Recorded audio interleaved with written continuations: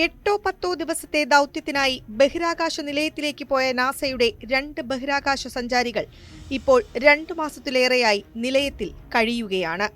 Boeing വികസിപ്പിച്ച ബഹിരാകാശ പേടകത്തിന്റെ തകരാർ കാരണമാണ് ഇരുവരും നിലയത്തിൽ കുടുങ്ങിയത്. ഈ പേടകത്തിൽ തന്നെ ഒരു തിരിച്ചുവരവിന് ഇരുവരും ശ്രമിച്ചാൽ അത് ജീവന് ഭീഷണിയായേക്കും. ജീവൻ കയ്യിൽ പിടിച്ചുകൊണ്ട് അത്രയേറെ ഭീകരത നിറഞ്ഞൊരു തിരിച്ചുവരവായിരിക്കും അത്. ജൂൺ 5-നാണ് ബോയിംഗ് സ്റ്റാർ ലൈനർ പേടകത്തിന്റെ മനുഷ്യരെ വഹിച്ചുള്ള ആദ്യ പരീക്ഷണ ദൗത്യത്തിന്റെ ഭാഗമായി സുനിത വില്യംസ്, ബച്ച് വിൽമർ എന്നിവർ ബഹിരാകാശ നിലയത്തിൽ എത്തിയത്. നിലയത്തിലേക്ക് യാത്ര ചെയ്യുന്നതിനിടെ പേടകത്തിന്റെ സഞ്ചാരവേഗം ക്രമീകരിക്കുന്ന ത്രസ്റ്ററുകളുടെ പ്രവർത്തനം പലതവണ തടസ്സപ്പെടുകയും ഹീലിയം ചോർച്ച ഉണ്ടാവുകയും ചെയ്തിരുന്നു. ഇതുമായി ബന്ധപ്പെട്ട പരിശോധനകളിലാണ് അധികൃതർ.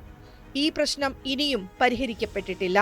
2 ബഹിരാകാശ സഞ്ചാരികളും 2025 ഫെബ്രുവരി വരെ നിലയത്തിൽ തുടരുമെന്നാണ് നാസ നൽകുന്ന പുതിയ വിവരം. ബോയിങ്ങിന്റെ സ്റ്റാർ ലൈനർ പേടകം സുരക്ഷിതമല്ലെങ്കിൽ സ്പേസ് എക്സിന്റെ ഡ്രാഗൺ ക്രൂ ക്യാപ്സ്യൂളിന് എതിരാളിയായാണ് ബോയിങ്ങിന്റെ സ്റ്റാർ ലൈനർ പേടകം നിർമ്മിച്ചത്.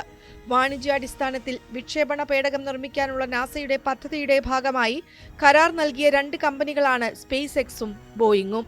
സ്റ്റാർ ലൈനർ പേടകം തകരാറിലായി പകരം സ്പേസ് എക്സിന്റെ പേടകം ഉപയോഗിക്കുന്നത് ബോയിങ്ങിനെ സംബന്ധിച്ച് വലിയ നാണക്കേടായി മാറും.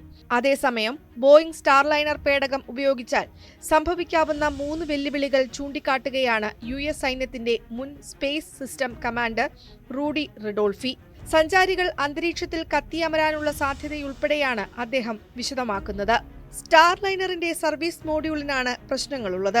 പേടകത്തിന്റെ സഞ്ചാരപാതയുടെ മൊത്തം നിയന്ത്രണവും ഈ സർവീസ് മോഡ്യൂളിനാണ്. ത്രസ്റ്ററുകൾ, ഊർജം എന്നിവ നിയന്ത്രിക്കുന്നതിനുള്ള സംവിധാനങ്ങൾ എന്നിവ ഇതിലാണുള്ളത്.